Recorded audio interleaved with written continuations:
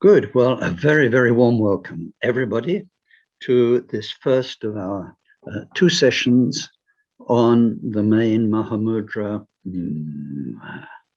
What can we call it?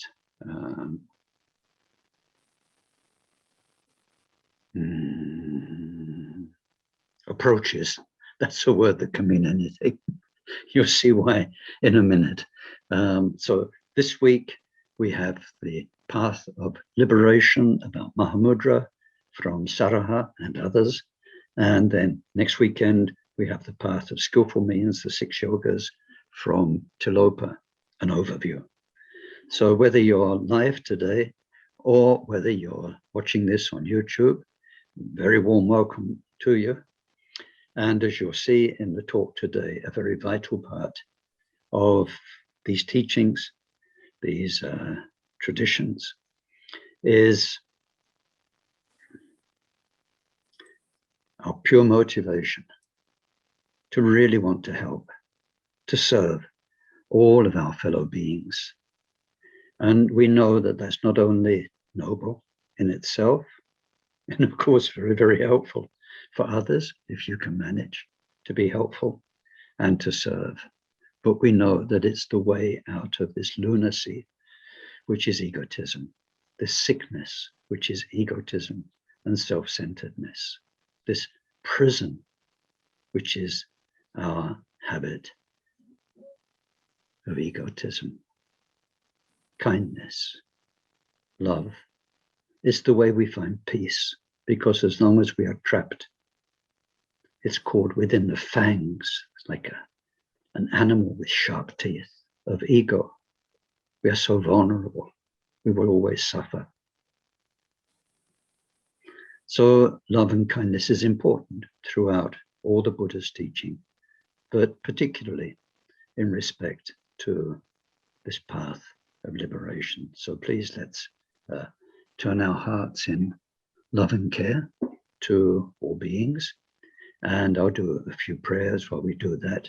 In particular, think of those with whom you have a powerful karmic connection. Your parents, your children, your siblings. Those who've helped you a lot in this life. Those who've harmed you a lot in this life. The karma's strong.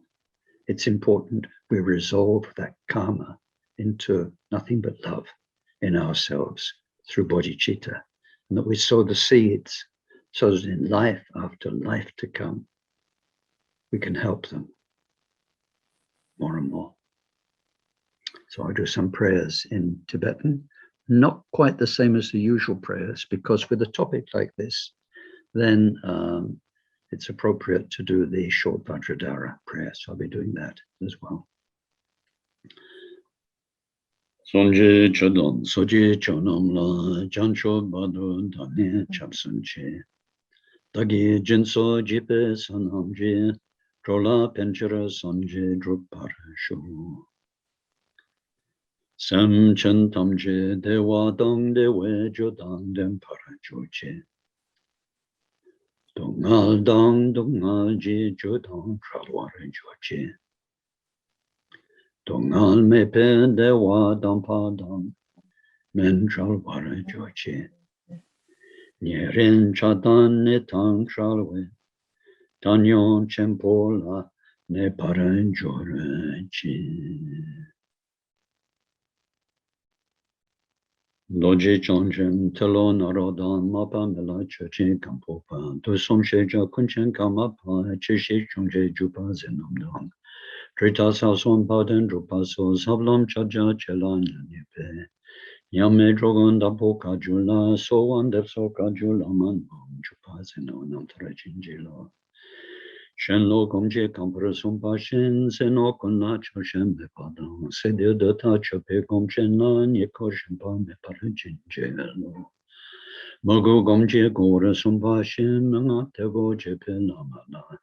Jundo sowan tepe gomchen nam chomen mogo jewala jinchelo. Yang me gomje mujere sumpa shen jiyang mayen cheyang. Yang me gomjin nashira sumpa shin gangsha tope ngo samade macha de kara chope gomchena gomcha lo dan chalwane chinche lo namtong ngo chokra sumpa shin chia mayen chiang chawana ongar opa chawe gomchena kode yerme topara chinche.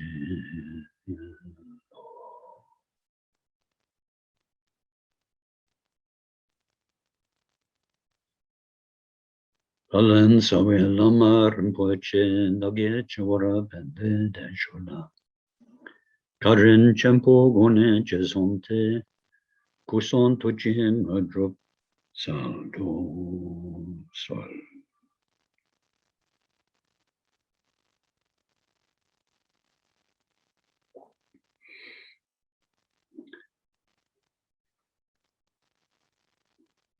Thank you. So, where to start? Well, with what I said at the beginning, today is about Mahamudra and the path of liberation. Now, we could have said the lineage, but we had something quite interesting in the last couple of months. And this was the head of our Karma Kagyu tradition, the Karmapa, who launched on what was going to be a few weeks of teachings about the origins of Vajrayana, the origins of Tantra. And it was very interesting because this couple of weeks turned into a whole month of teachings. And by the end of it, he hadn't even started the main topic, which was the origins of Tantra. Because at the beginning, he thought he'd sketch out a bit of the background, where the Buddha, when he was born, why he taught the way he did, what he did, the context of the times. But then the evolution of the Buddha's teaching into Tantra, into Vajrayana. And he did a lot of research. And once he started researching, he realized he needed to do more research. So some days he was unshaven, and he'd obviously been up a lot of the night doing research. And so he realized how complicated this whole story of origins, Buddhist development, evolution is. And so he spent the whole month more or less getting up to the Buddha's own teachings, the original, the first basic teachings.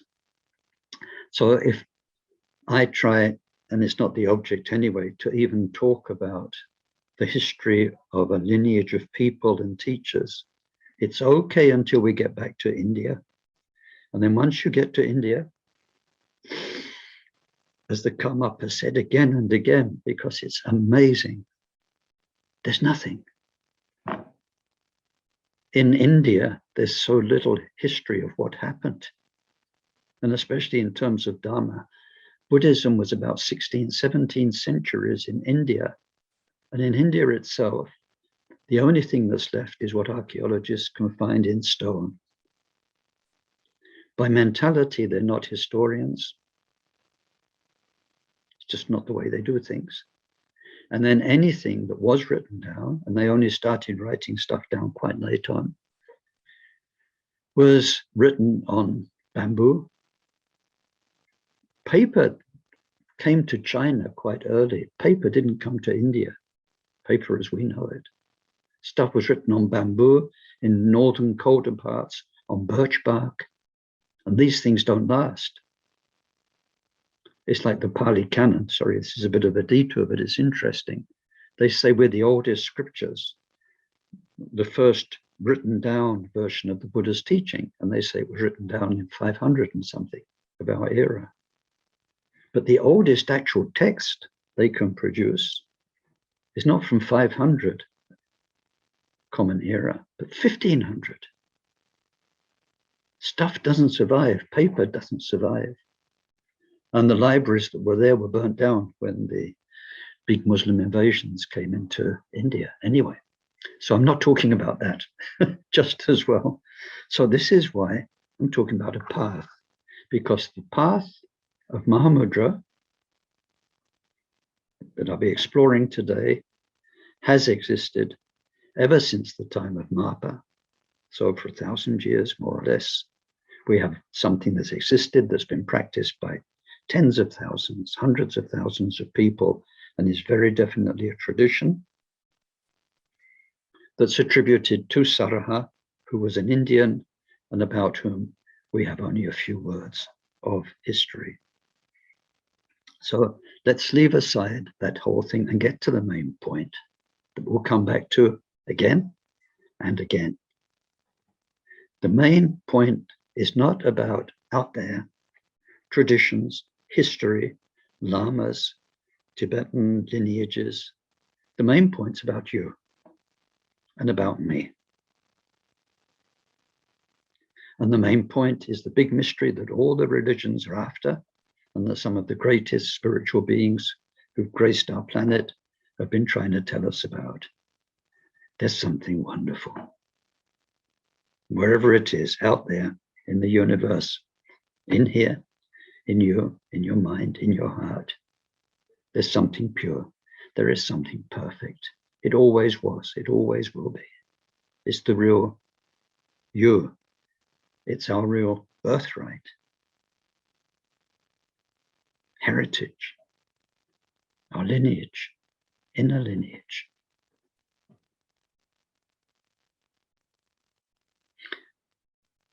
That's the good news. In our language, we call it our Buddha nature. The bad news is that it's there, but we can't access it. Most people are totally ignorant of it. They don't even know it exists. And then those who really believe it exists, it takes so much work to get access to it. So Mahamudra is about this. If you can access and awaken and fully awaken that inner truth of yourself, you become what we call Buddha. You wake up. You wake up to the truth of everything. But we're in a prison of ego, darkness, which really means every second our mind is pulled into something, a thought, what we see, what we hear, ideas, reactivity, relative life.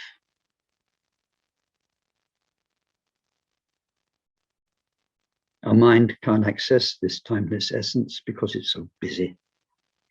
It is so involved. So in reality, even though we have it from the beginning, this nature, this Buddha nature, we can't enjoy it. But out there are, in this world, beings who have the same inner nature as us, but they can access it. They've awakened it, more or less, but they've awakened it. And those who've awakened it to a degree of stability that they can help others find it and share it with them, we call gurus.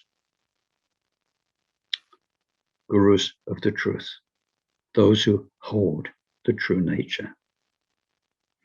So Mahamudra is about how we can meet someone who's awakened that truth and how they can help us to awaken it in ourselves. This is the heart of it, and all the rest is the details. Now, what you'll find, because there's a lot of very erudite discussion on internet these days, people will talk about Mahamudra and Mahamudra compared to Dzogchen and Mahamudra, this 5-part Mahamudra, or is it better the essence Mahamudra and this? All of that's so secondary. And it's about method. And Mahamudra isn't about method, because you could find the method, you could read about it in a book, you could practice everything that's described and you get nowhere. The whole point is you need to connect with usually someone who is awakened, and then they use the methods. But the fact is, they're kind of there holding this reality open for you. And we use the methods under their guidance so that we can open up.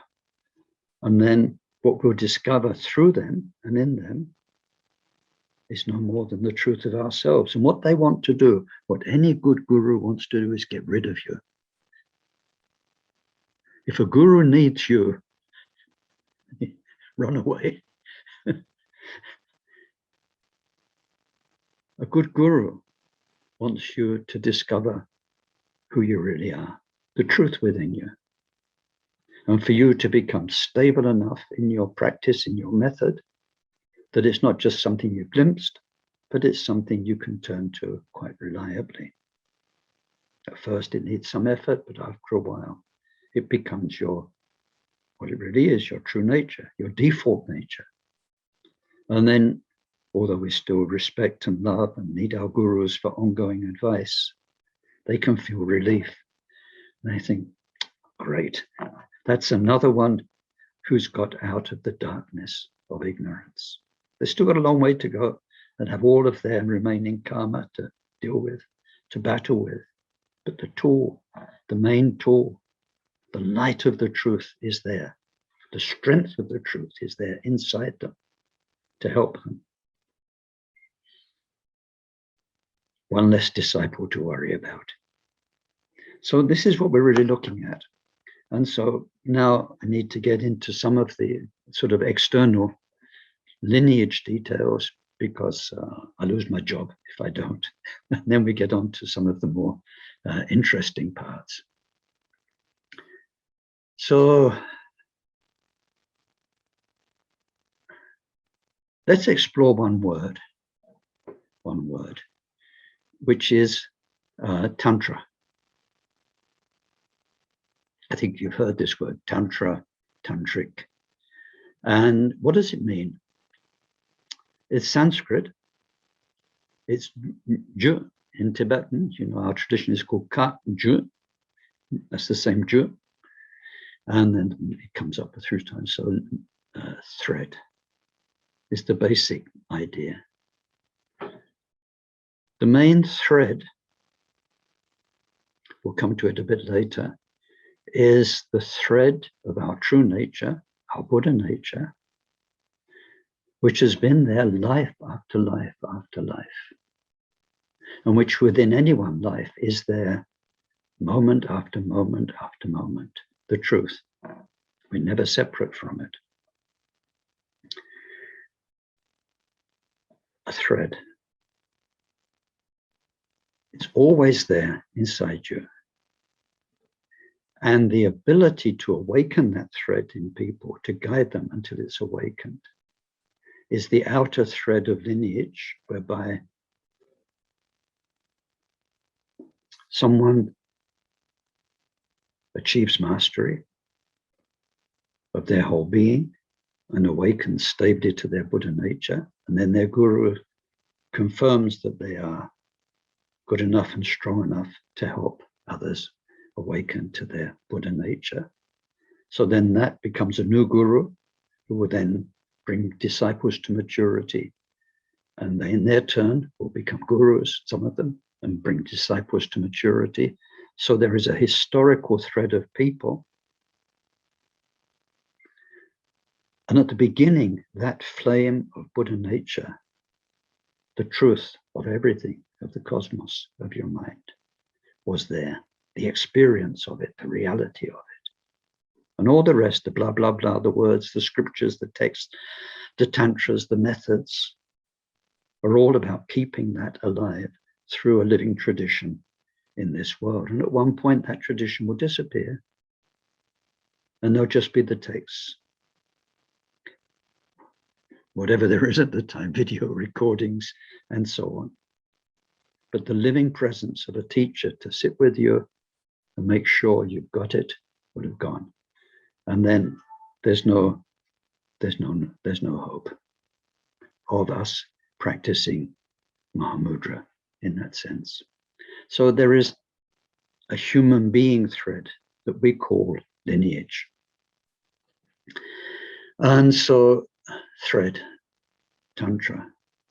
Think about this idea of a thread through time. And the thread out there that we find very, very well expressed in authentic lineage masters like Taisitupa presently. When we trace him back through all the Taisitupa incarnations, and then before the first Taisitupa, Situ is a title given by the Chinese emperor. So before that title was given, then he was many other beings in India, for instance, the Mahasiddha Dombe Heruka. He was the Tibetan Mapa, who brought the Kagyu lineage to Tibet. And then, in general, an emanation of Maitreya, who plays an important part in these teachings, and so on. So there is this thread through time. And what's wonderful for us, I have to give you a factual teaching. I can't go all happy, clappy, gooey, over the moon, ecstatic about what is the truth. It's something so wonderful that in our lives, from time to time, through the good fortune of all the goodness we've made, we will meet up with somebody who holds that outer thread of transmission. And the opportunity that gives us is incredible. It's like nothing else in this whole universe. It's like winning the spiritual lottery. It's more than you could ever imagine. So anyway, there is this outer lineage. So within that outer lineage of Mahamudra, the path of skillful means, then we have a few important names for us. One is Saraha, the great Indian Mahasiddha, sometimes called the king of all the Mahasiddhas. Very, very important in India, not just famous in our tradition, famous as a great master, a great poet as well. Saraha is one important name. Mapa, very, very important, as the person who brought this lineage to Tibet. And then who did he get it from? Well, from several gurus, but mainly from the guru Maitripa. So Maitripa got the name Maitripa through Maitri, which means compassion, but through being an emanation of Maitreya. Very important. And then today, the main body of teachings I'll be giving you is from the 8th Taisitupa. He was what people say the most famous of the Taisitupas, an amazing scholar. In Tibet, he traveled to India, a great Sanskrit master, a great master of Tibetan language, but a great master of meditation. And then, so very, very, so Taisitupa is for us, very important. And today in our Karma Kagyu tradition, he is really one of the greatest, not the greatest, living gurus because of his age. And he has taught so many important masters. He holds so many vast wealth of transmissions of teachings from many lineages. So an outer lineage. Now, for these teachings on Mahamudra, path of liberation, before seeing what they are, let's see how we trace them back to their origins at the time of Buddha Shakyamuni. And let me take a sip.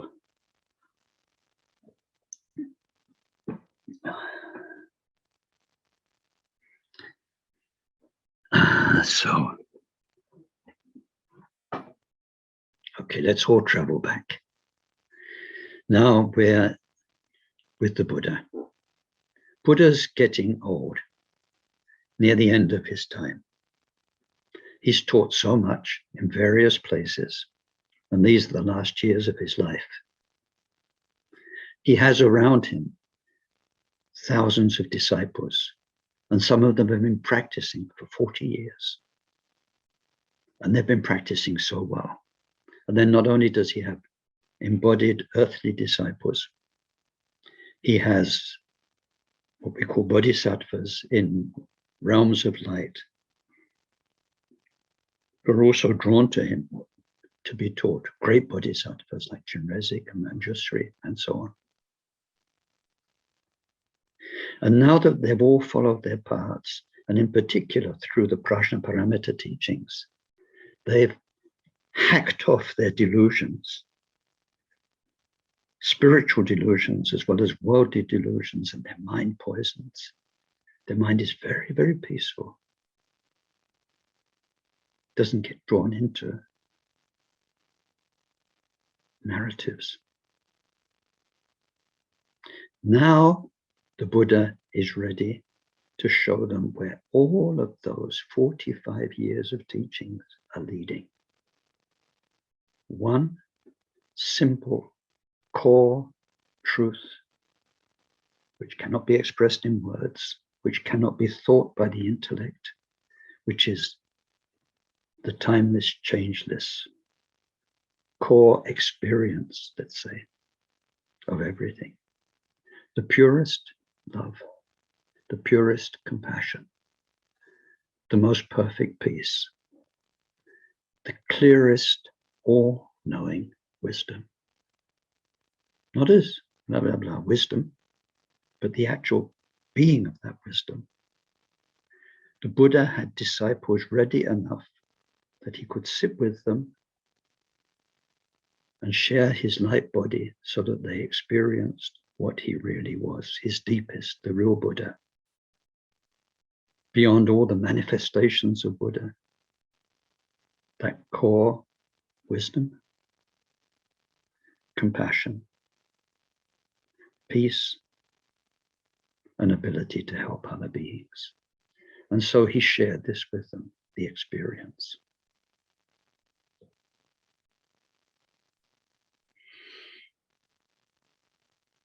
Some of the bodhisattvas asked questions, but as often happened with teachings after the kind of what we call it a pointing out experience, a sharing, a oneness of mind, then there were questions. Not like our question time in human beings' questions. These were bodhisattvas' deep questions. And as often happened in those situations of the sutras, there was one of the people there, one of the bodhisattvas there, who somehow became the focus of the Buddha because the Buddha knows too much, so much. So this person was called Chandra Prabha Kumara. Chandra Prabha Kumara. It means beautiful youth of moonlight. And so there was this dialogue, and the sutra in which all this is recorded is called the Samadhiraja Sutra.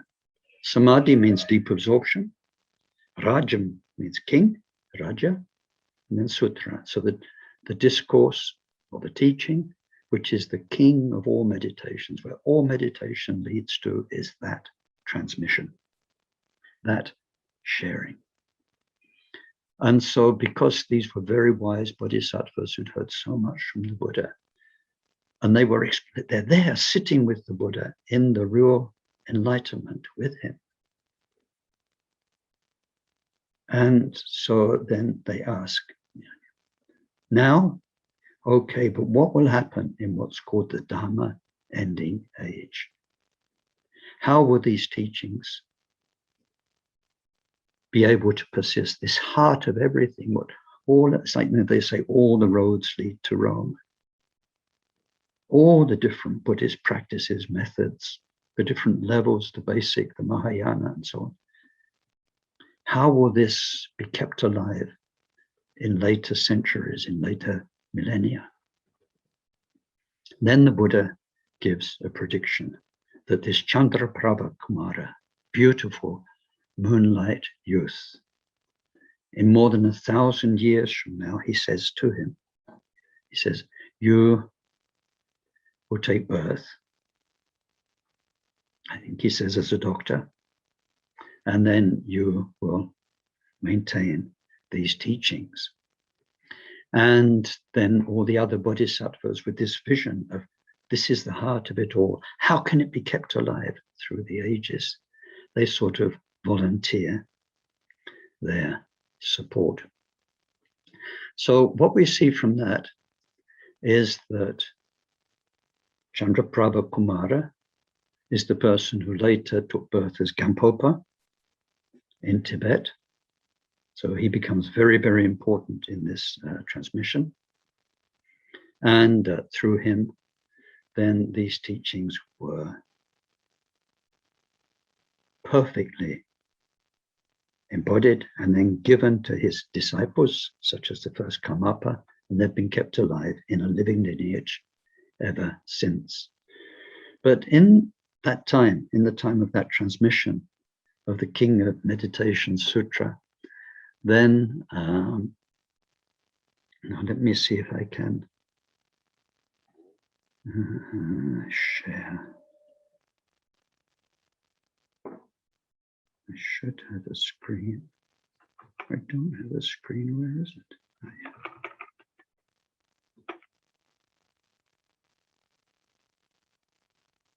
Oops.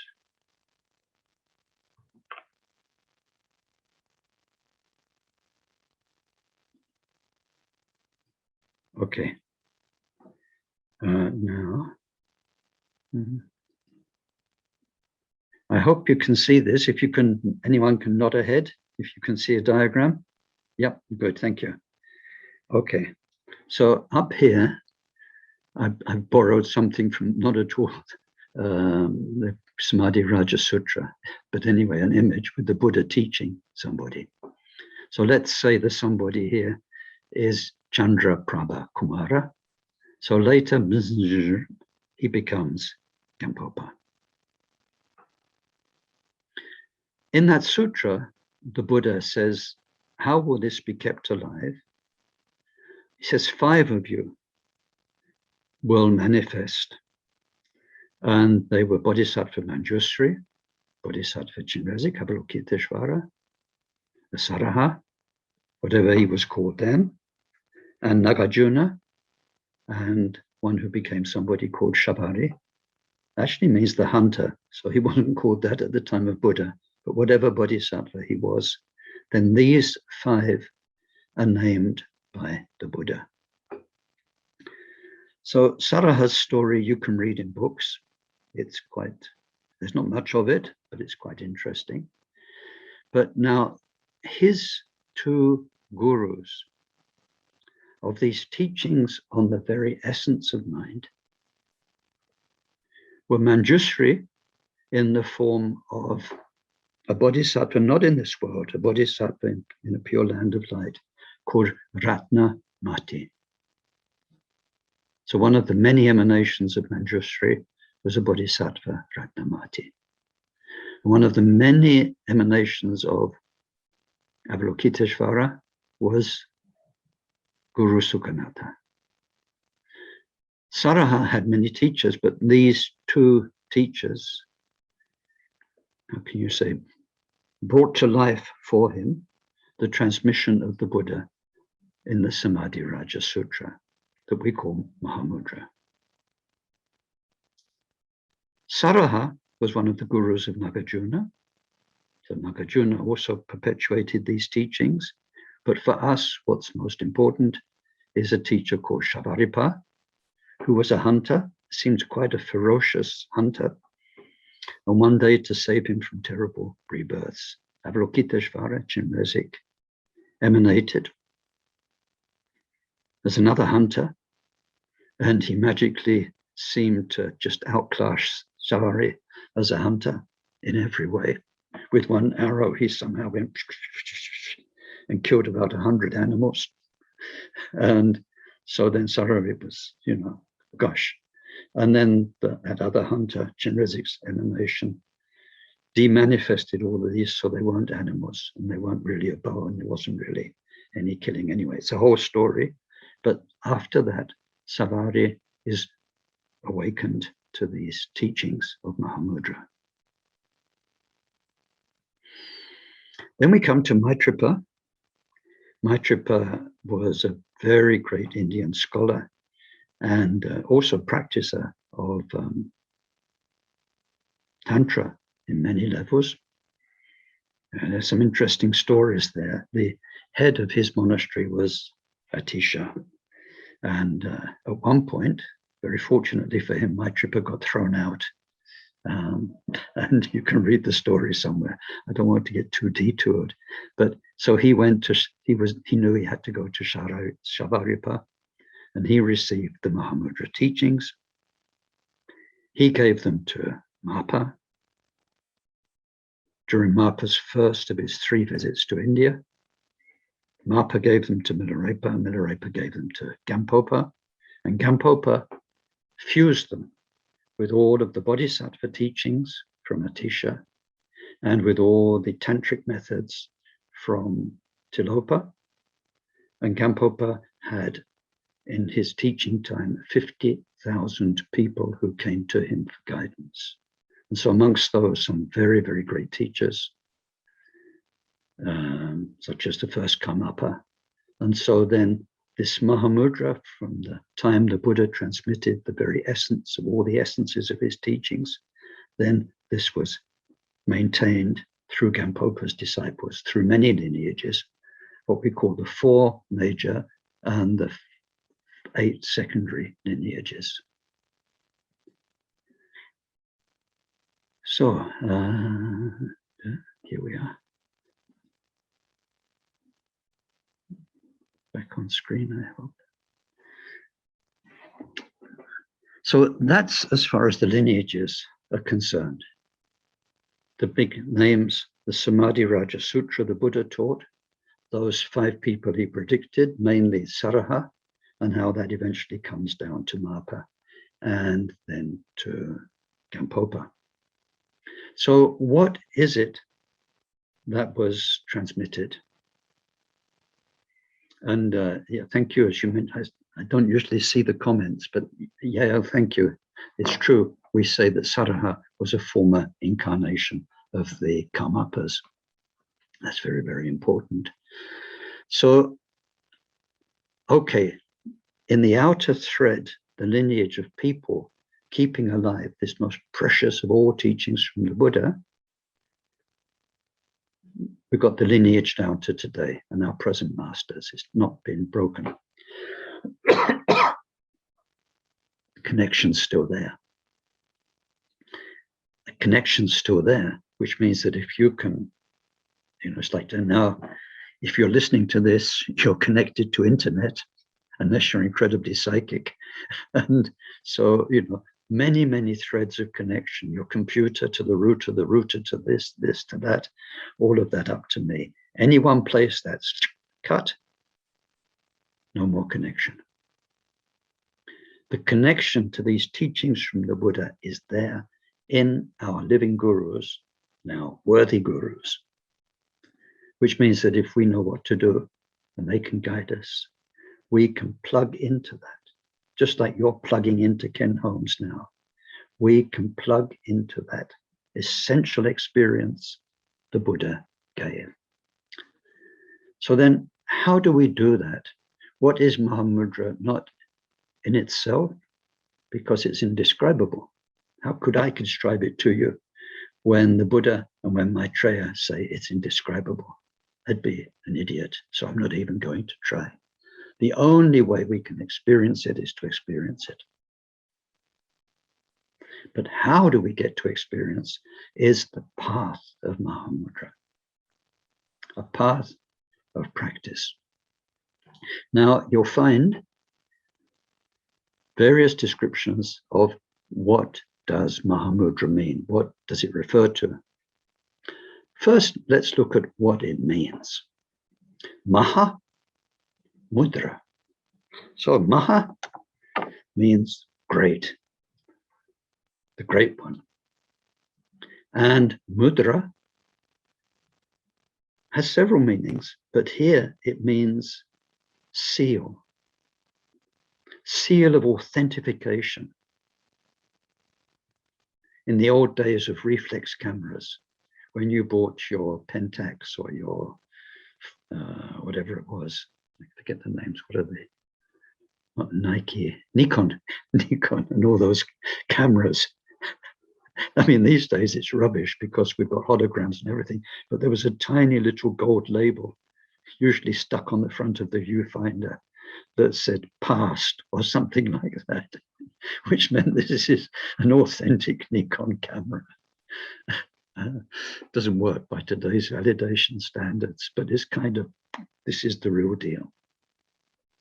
So Mahamudra, the great stamp of authenticity, means that whatever happens in what we call our mind, whether you're in the worst of hells, I mean, beyond depression, beyond nightmare, the worst of hells, or if you blissed out your brains in the greatest of heavens, or even beyond that, if you're going through all the many thousands of possible experiences of what people call the spiritual path, beyond samsara, no matter what it is, any one of those moments is stamped with the seal of authenticity, which means in any of those moments, that truth of your mind, mind's timeless, changeless goodness is there. So what does this mean? If you take films, movies, right? They've got, and they're very varied.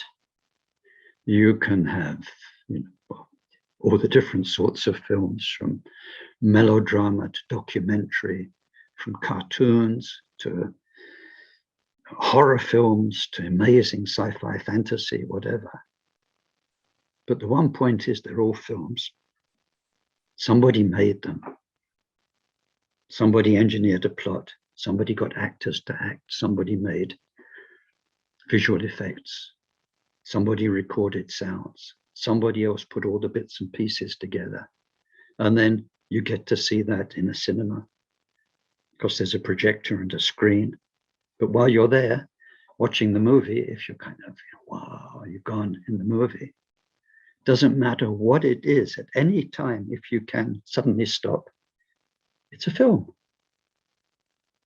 If you've been with Tom and Jerry and racing around, or if you've been with I thought Putty Cat, or whatever it was, cartoon, or Gone with the Wind, at any time, you can get out of the immersion into that reality and check it. Oh, it's a film. Dreams, same. Bad dreams, good dreams, they're all dreams. And people who do lucid dreaming know that you can suddenly recognize, oh, it's a dream, no matter what is happening. So this presence is guaranteed to be there at any moment, which means that if we know that and know how to work with it, your mind, your samsaric mind full of thoughts and feelings and memories and plans, it's there in every moment of that. You don't need to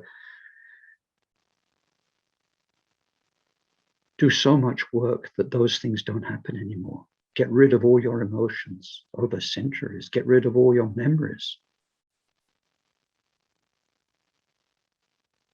Whatever's happening, even confusion, if we know how, we can see what is confused. My mind. What is this mind? Then we can look into the mind. We can look into the confusion of the moment. And we can find Buddha, not somebody sitting under a tree, but the love and compassion and wisdom and peace that is what we truly are. We lost it. We lost that center of goodness because our mind was plunged into the moment. But if we know how, we don't need to shut up the moment or destroy it, but see the truth of the mind that's experiencing it. So this Mahamudra is just to explain the name, the great stamp. This has enormous implications. Enormous. It means we're not leaving samsara here and going through a long journey to go to some other place, which is paradise, where we can sit in Mahamudra, and it's like another world. And we can feel sorry for all the people down in these samsaras, and from this other world kind of be good and emanate to them. It's not like that. It's not an other place. It's going into the core of mind, where you find, when you go deep into your own heart, you find you're at one with the hearts of everybody. And you're sensitive to the lives of everybody. And able to help. You're in the place that helps all of us, including yourself. So it's hard to describe. It's just to say, Mahamudra, that seal of possibility, of authenticity, the truth of being in every moment of being, no matter heaven to hell, and all the way through the spiritual journey, is there. That's why it's called Mahamudra. So in terms of a transmission and what people discuss on internet, you'll find a few important terms. 5-part Mahamudra, essence Mahamudra, and Sahaja Mahamudra are some of them. You'll also find Mahamudra as part of 4 different mudras, types of mudra, Karma Mudra and so on. We won't bother with that one. It's more a technicality for next weekend's talk, but I won't go there next weekend anyway. We don't have time. But those 3 are very important. Now, Essence Mudra, if I've got time, I'll come to at the end. 5-part Mahamudra is probably what concerns us most. Now, what I wanted to say at the beginning, for those of you who were there last weekend, and for the Dying as Best We Can course, everyone's going to die. And so the advice I gave will be useful for everyone, especially Buddhists, but there's a lot of common sense in it that will be useful for people of any belief system. We're all going to die. We can all do with those teachings. But today I'm talking about Mahamudra and this possibility of meeting up with it. Now, I think the very fact that you're here means you've got some connection. But I ask myself, Ken, why are you talking about this? We live in the time of COVID. People can't, lots of the monasteries, the Dharma centers are shut. There are so few very authentic, valid gurus around. And how do you get to them? Okay, Taisitupa, great. Karmapa, great. But you can't just pitch up on Karmapa's doorstep and say, hello, okay, I want Mahamudra. And then he's going to spend hours every day and every year teaching you one-on-one until you get it. That will be the best, or Taisitupa. But these guys have such huge responsibilities. And they've also got great bodhisattvas to teach themselves. The teachers are teachers. So what's the point of me telling you about this? Is it just curiosity? I don't think so. I think the fact you're here means you have a connection. If I go back, I first met this in the 1970s quite intensely. And then part of my job in the 80s was preparing people for the long retreats. And I thought, I wonder how many will get it. And so, since then, a couple of 100 people I know have done 1 3-year retreat, a few 3-year retreats. Some have practiced Mahamudra with Taisitupa in many courses that he's given. So I see that out of the thousands and thousands of people I know and have met, some make it. So, I mean, even if today one of you makes it, that's brilliant for the rest of humanity and all other beings. But more than that, even if we can't practice it very much officially in this life, the fact that we believe in it can sow a seed whereby in future lives we will connect. And maybe we can connect when the circumstances are so favorable for being able to practice with all our hearts and all of our time these Mahamudra teachings. I sincerely hope this, because you are the hopes of many future generations in future lives. This is our Bodhisattva vision. Whatever we are now, we know where we're going. So then 5-part Mahamudra is what concerns us. Now, the reality of the 5 parts is that all 5 parts need to be there. They need to be there in every session of practice. They need to be there, ideally, in every moment of practice. Excuse me, I trained as a chemist, but I'm thinking of explosives. When you mix together the things for making explosives, you need everything there to get the right bang. So you need all of these 5 parts there for your Mahamudra practice to work. Now, because we don't have the 5 parts that we can get overnight, we need to cultivate them. It's true, we train in them bit by bit until we've got all 5 parts available. And then we make sure that in each session, all 5 parts are there. So let me tell you about them very briefly. And I think you'll know that, we get training in each of those. So first, it's bodhicitta, that we've had so many teachings on in these Saturday sessions, in terms of the paramitas and aspiration bodhicitta. That must be there. Mahamudra as practice, shamatha, vipassana, looking at your mind, and all that kind of thing, as you might read about online, as you might have heard about or in books. It won't work unless you have the loving, compassionate, selfless care of the bodhisattva. That is primordial. So, of course, we're working on that. We're doing our best. But the more that comes into place, the more you make your mind's opening to its true nature really possible.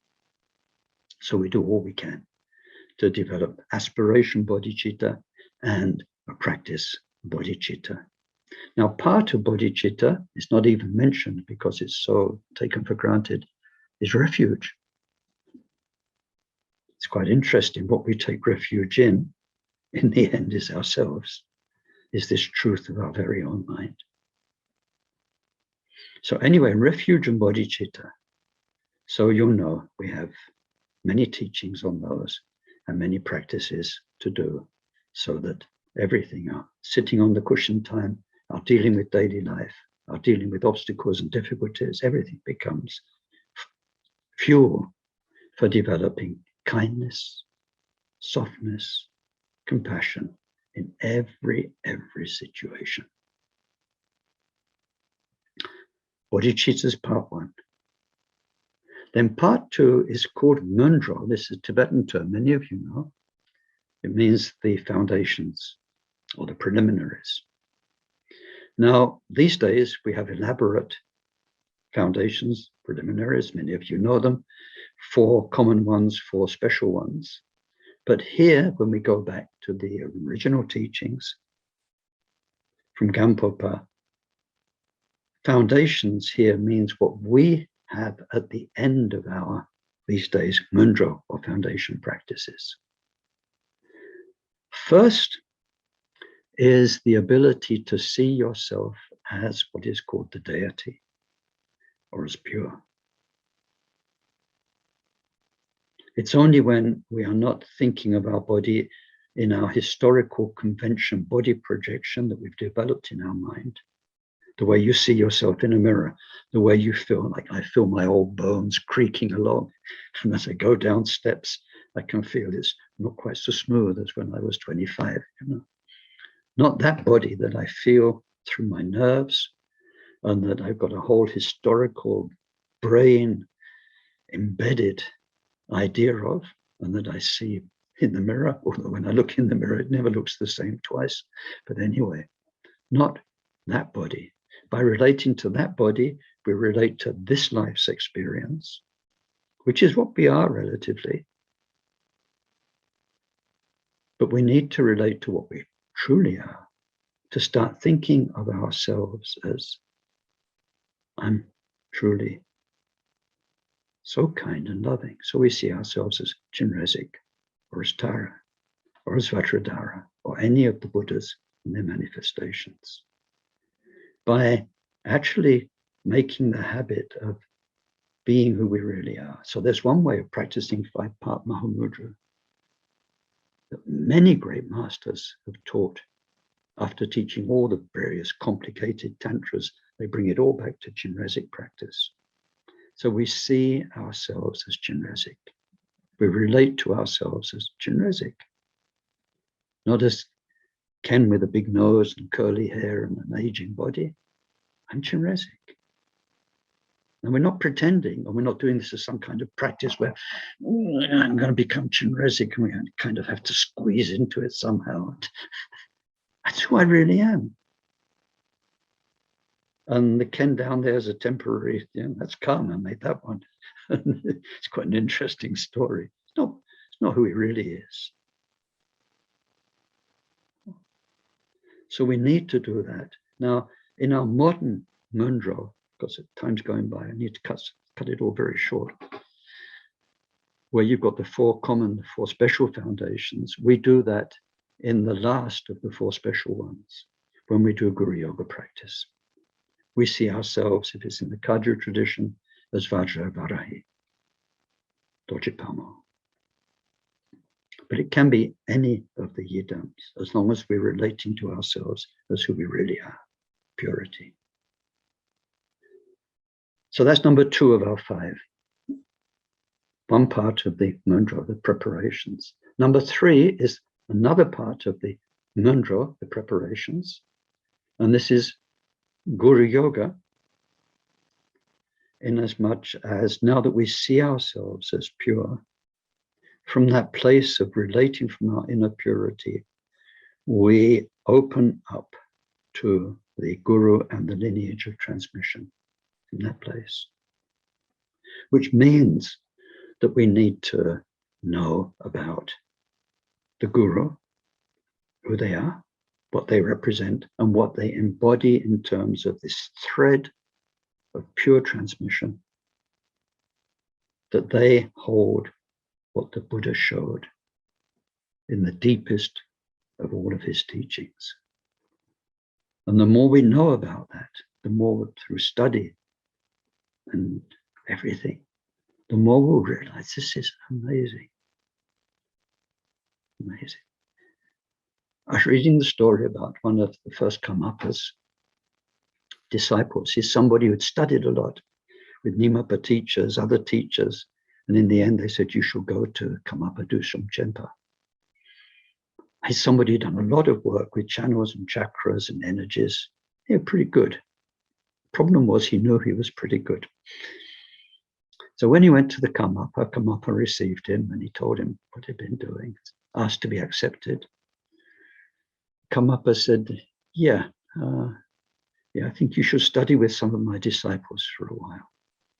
Well, the guy felt a bit kind of, yeah, all right, but I don't really want to come and study with your students. I want to study with you. And so Karmapa said, you go to this one. He goes to they were meditating in caves, and he went to the cave where the person was, Karmapa student. And then he ran away because there was a big leopard in the cave. And then Karmapa sent him back. And this time he got to the cave. There's no yogi student in there. Whole place was flooded, big lake of water. So he thought, something weird here.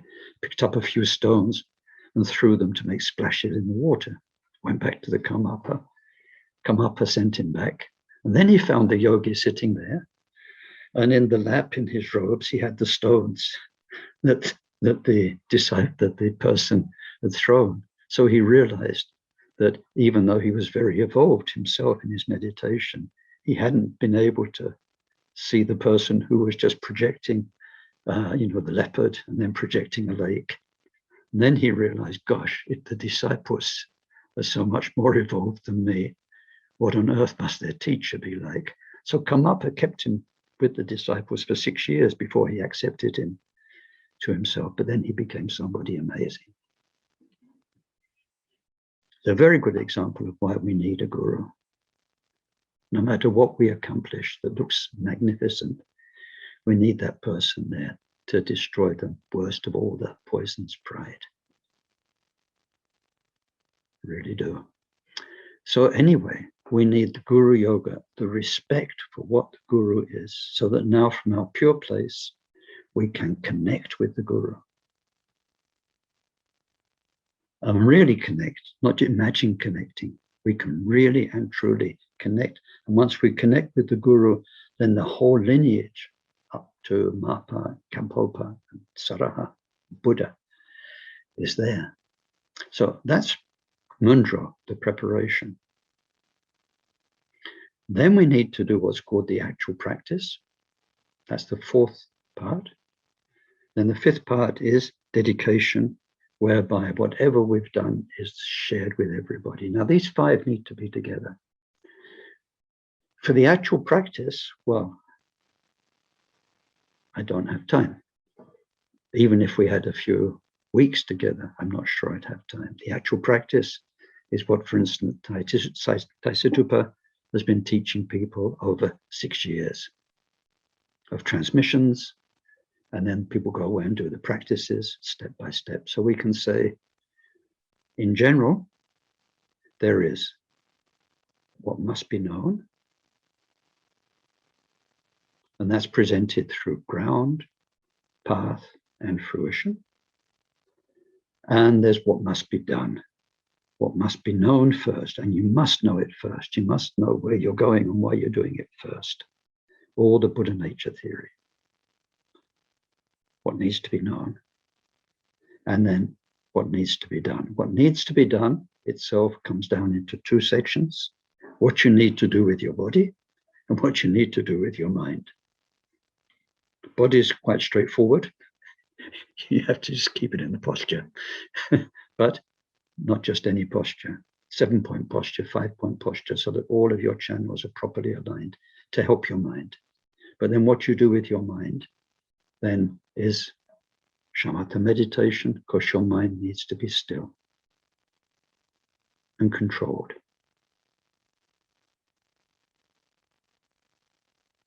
Very still, as long as you want it to be still. Shamatha practice, and then through that vipassana, where we gain insight into the mind when it's so still. What is this mind? And then what we discover in there, we need to apply to the mind as it gradually is no longer still and starts to think and have feelings and memories and interaction with worldly life. And through all of this vipassana, then we get at one point the same sharing that Buddha gave with his bodhisattva disciples in the Samadhiraja Sutra. People call it the pointing out, although Taisitupa laughs and says, there's nothing to point to. The word pointing, you can say, that's it, there, or this is it, flies in the face of the actual definition Mahamudra, where everything is stamped with that truth. If it was that, then it wouldn't be this. This is what Karmapa tells us in the Mahamudra prayer. Can't say it's this. You can't say it's not this. So on. So, but whatever it is, so the actual word that is translated as pointing out, motra, means an introduction. You are introduced to your own mind. Hello, Ken. This is the Guru speaking. Now, actually, this is what you really are. I'd like you two to meet. Oh, oh, hello, how do you do? I do very nicely, thank you, I'm Buddha. Oh, right. So it's an introduction to the truth of your own mind. So body is doing the right thing. Mind is doing the right thing by knowing ground, path, and fruition. Ground is that we are Buddha. The path is bringing everything back to that fact. Every moment, bringing it back to that fact of how. And once we've done that, then the end result is that our default state all the time is the inner center, the timeless mind, the Buddha mind.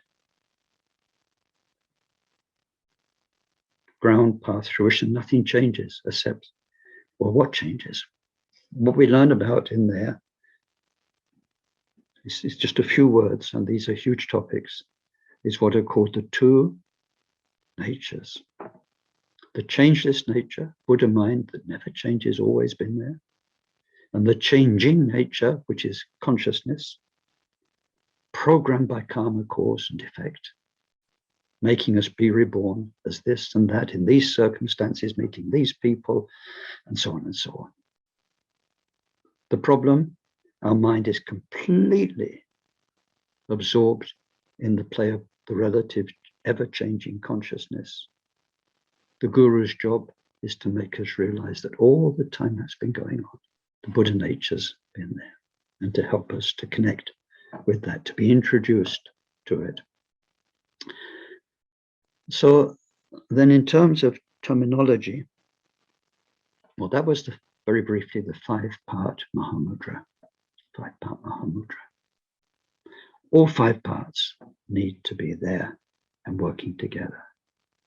So any method of looking at the mind, shamatha practice, vipassana, a lot of people write about that on the internet, that's lacking the guru devotion, the need for a guru. It's not a DIY meditation manual, Mahamudra. You can't do it yourself. You can't. Guru Yoga needs to be there. Openness, humility, receptivity, opening our hearts, which have often been damaged by life, learning to open them in trust to the lineage, to the guru, needs to be there. Bodhicitta, you really love and care for all beings like the person you've cared for the most ever in your life. And then to do the right things with body and mind, the actual practice. And every moment to be dedicating that. Every moment what you're doing is for everybody. Five-part Mahamudra. Now, sometimes we come across the term Sahaja Mahamudra. Sahaja, you'll find translated in English, and I'm sorry I have to hold something when I say this word because I don't like it, but you'll find it in many translations. Co-emergent, there you are, I said it. It's a lousy term. But anyway, Trungpa Rinpoche coined it. He's famous. Lots of people use it. It could sort of be seen that way. But anyway, it means a word that's not quite so bad, concomitant. I mean, emergent means it emerges somewhere. It manifests. There's two things at the same time. The real meaning is more like innate. Innate. So anyway, Sahaja was a big deal at the time of early Tantra. They weren't just Buddhists doing Sahaja, seeing an ultimate nature as being present at the same time as the relative manifestation. And so sometimes it's called Sahaja Mahamudra as a practice. But when, like Gampopa was questioned, is Sahaja the same as Mahamudra? Or is Sahaja Mahamudra? And so there's a very interesting distinction. Not quite. Not quite. If we use this word concomitant or innate, it It means in every moment of whatever it is, your mind, your life experience, what you see, what you hear, what you feel, how you think about it, what you know, anything. In any moment, the truth of your inner Buddha center of peace and love is there. It's innate, so whatever's manifest, that's there. That's there at the same time. So when we practice, how do we practice? Our mind is at first drawn into the relative reality. And so we have to learn to look into it. The anger, you look into your anger, you look into your desire, your jealousy. When you look into it and you can't find it and it disappears, you find the void nature of mind. And within the void nature, you find the Buddha mind. So we have to learn laboriously. Oh yes, at the same time, co-emergent, concomitant, innate to that experience. So we have to pull our mind back to center. Pull our mind back to center. The sahaja bit happens when you're practicing, but where do you pull it back to? The center doesn't change. Buddha's peace, the transmission that your guru showed you, that Buddha showed his disciples, that never changes. So Mahamudra is being in that never-changing aspect, then all the rest sorts itself out. But on the way there, we need to sahaja. We need to remember to look into what we're seeing with our eyes, what we're thinking with our mind, and so on. Now, the other thing, and I was hoping to have given myself 15 minutes for it. Anyway, maybe we need to go a little bit longer.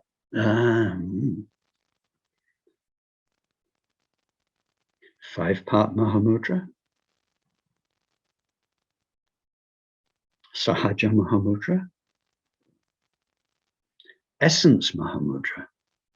Now, some people get excited about this. They say, that's the real deal, you know, the Essence Mahamudra. Yeah, sure, it is. But for Essence Mahamudra, what happens is that a perfectly qualified and authentic disciple meets a perfectly qualified and authentic guru. Bob's your uncle. Connection, transmission. And because of what happens in that transmission, everything will be okay ever after. There'll be lots of work to do, but somehow the whole download happens in one moment. But let's come back to the first thing. A perfectly qualified disciple usually means someone who's got past lives of so much kindness, good karma, bodhicitta practice, connection with the lineage. Maybe they've been in retreats in past lives. Maybe they've practiced Mahamudra in past lives. The history is there. And in this life, you know, we saw in the last course, you get reborn. You've not really been independent till you're about 20 years old. You've got to find your feet again in the spiritual world. We've got a lot to clear up. But when we come back to picking up our history, there we are, ready. And then if we meet perfectly qualified guru, and you'll see in Jamgon Kongtrul's teachings quite what that means. There aren't many of them. But in the amazing circumstances that a perfectly qualified guru and perfectly qualified disciple meet, then, as Trungpa Rinpoche said, the floodgates of memory are opened.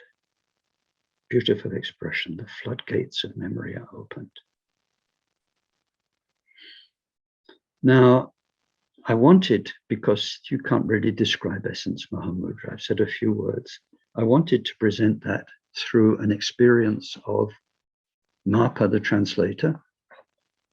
Now, I don't know if this will work at all, but anyway, in preparing for this course, I was very moved by some things. So now, I think it is a bit long, but okay. Mapa went 3 times to India. Altogether, 20 years, 7 months he spent with his gurus.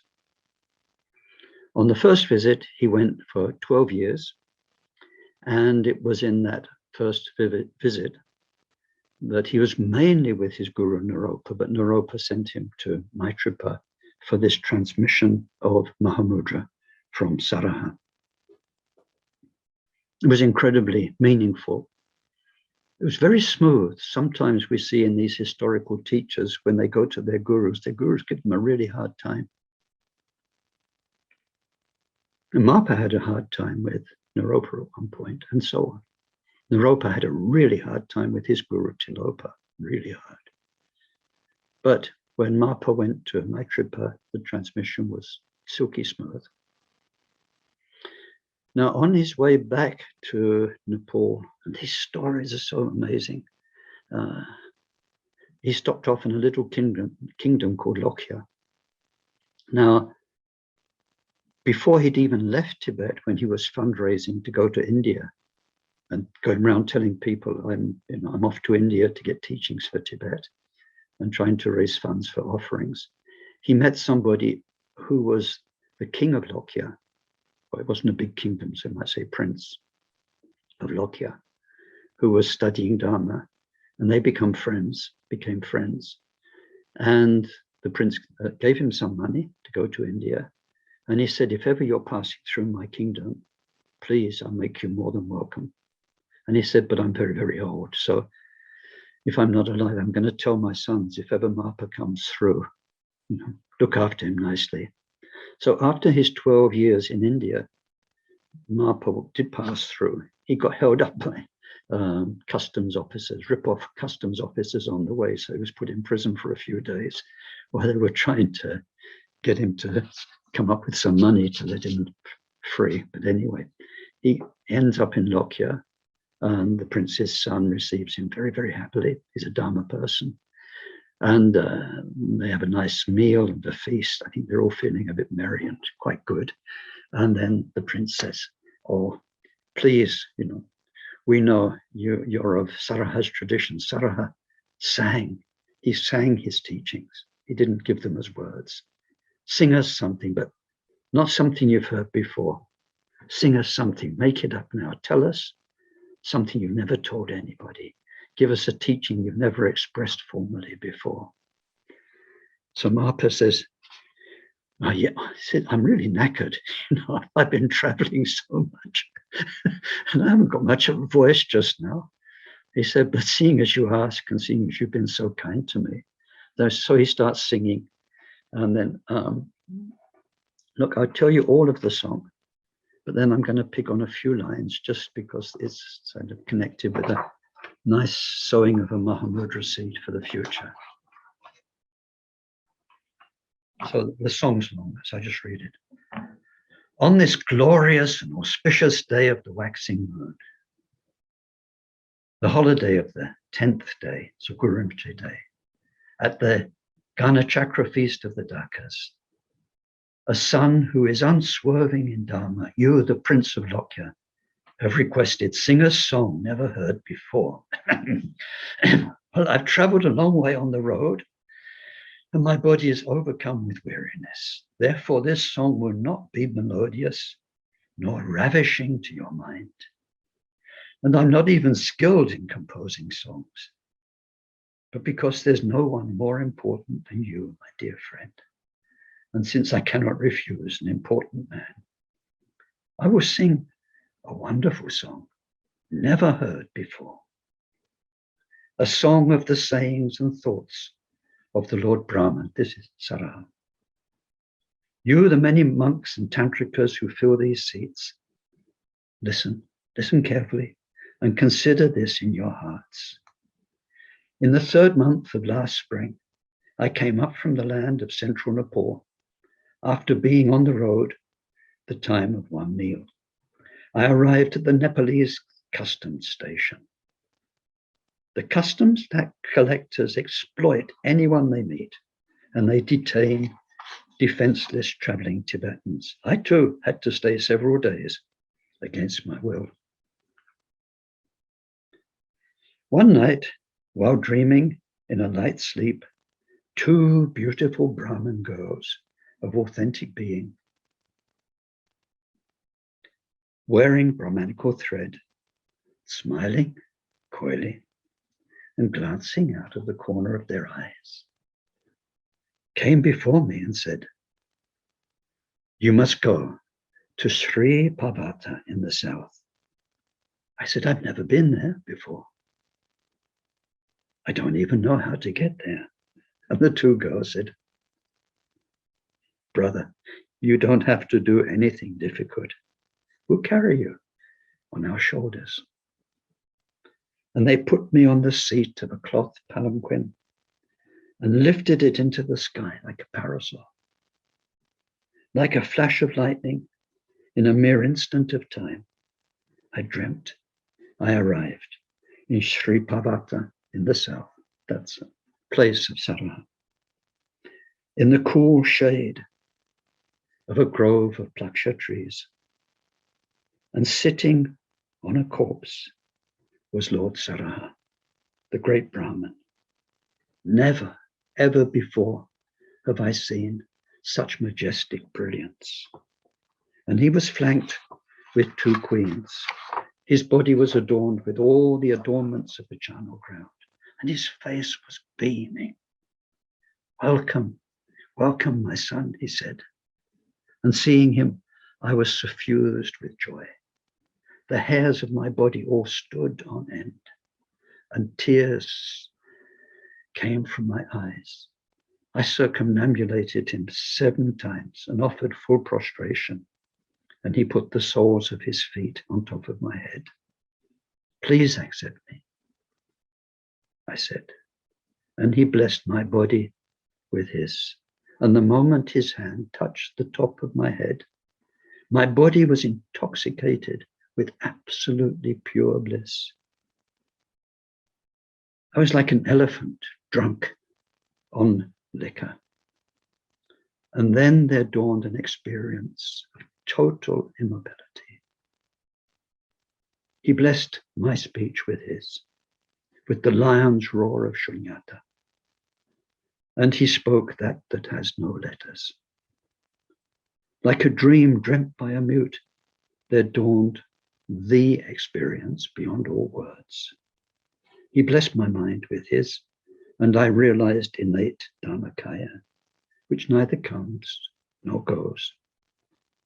Like a corpse left in a charnel ground, there dawned an experience of no thought. Then the pure speech of great bliss arose in me from the vase of his precious throat. And with a signed speech of the melody of Brahma, he sang this Vajra song, which points out things as they are. The meaning of an empty sky free of clouds. And this is what I heard him sing. Namo. Compassion and voidness are inseparable. This uninterrupted, flowing, innate mind is suchness, primordially pure. Space mixed with space. Because the root of this resides in its own home, our mind is imprisoned in consciousness. But meditating on this, then whatever thoughts occur are no longer thought of as real mind. No, this phenomenal world is and has the nature of mind. If you do, meditation requires no more use of antidotes. This nature of mind cannot be thought. Rest in this natural state. When you see this truth, Essence Mahamudra, you will be liberated. And then after that, be like a child watching the behavior of barbarians. Be fearless as a lion. Let your mind be like an elephant that wanders free wherever it goes. Learn from the bees hovering on the flowers, from beauty to beauty, but you don't get involved, but you take the nectar.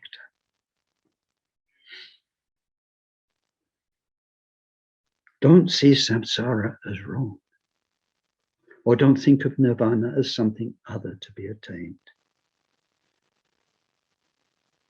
This is ordinary mind. Rest in its natural freshness.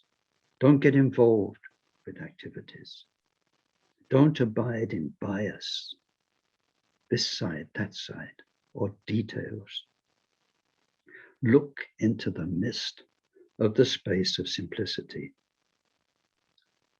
liberating whatever phenomenon arise through their essence. This is the key truth, the summit of views, Mahamudra. This, then Mapa says, this sign meaning, which pierces to the pith of mind, I heard from the mouth of Saraha, and in that instant I awoke from the dream. I was caught by the iron hook of this unforgettable memory within the dungeon of my ignorant sleep. The vision of insight and wisdom opened up, and the sun dawned in a cloudless sky, clearing all the confusion, darkness. And I thought, you know, even if I met every Buddha of the 3 times now, I'd have nothing more to ask them.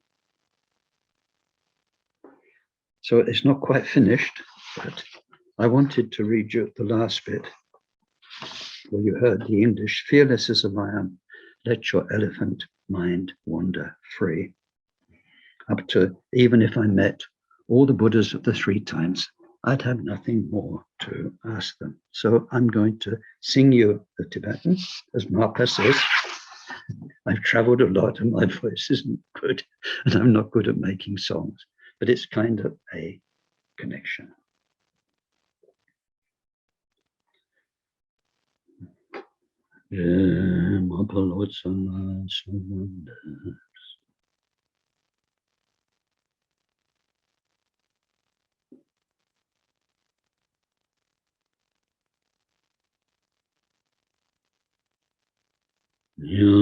Yandan Rawe Sengeshen Semjin Amboya Dojoy Bongwana To Jowata Kowa Chundami Tashin Nyan Depa Tokchane Tamashi Parandoide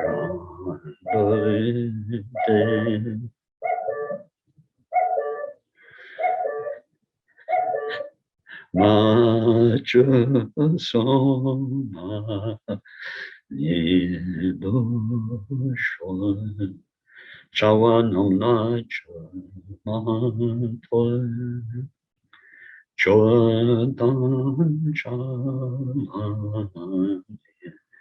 Neshin Chochanam Kechel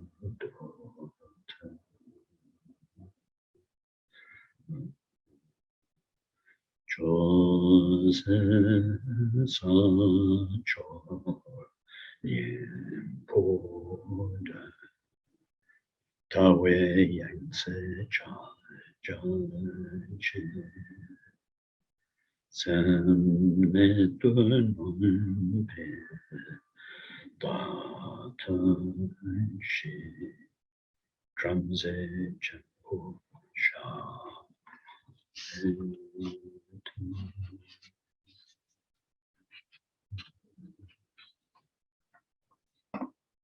Sonam diye tamche zikbani tomneni petranam pauchene jega na chipala trupaye sipe sole rowa rowa sho janchum sancho rinpoche ma jepano, jejuchi, jepa nyampa me patang, kone, kondo, elwarisho.